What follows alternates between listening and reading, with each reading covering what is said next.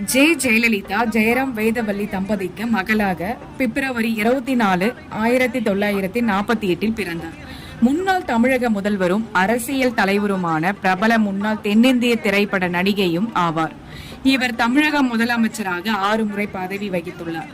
2016 மே 23 முதல் இறக்கும் வரை டிசம்பர் 5, 2016 முதலமைச்சராக பணிபுரிந்தார்.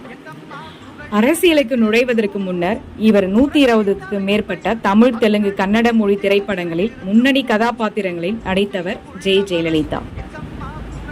அனைத்திந்திய அண்ணா திராவிட முன்னேற்ற கழகத்தின் பொதுச் செயலராக இருந்த இவரை புரட்சி தலைவி எனவும் அம்மா எனவும் இவரது ஆதரவாளர்கள் அழைத்தனர். தனது தொட்டில் குழந்தை திட்டத்துக்காக ஐக்கிய நாடு சபையில் மத்திய கைத்தட்டை பெற்ற இந்தியாவை சார்ந்த முதல் பெண் முதலமைச்சர் இவரே ஆவார்.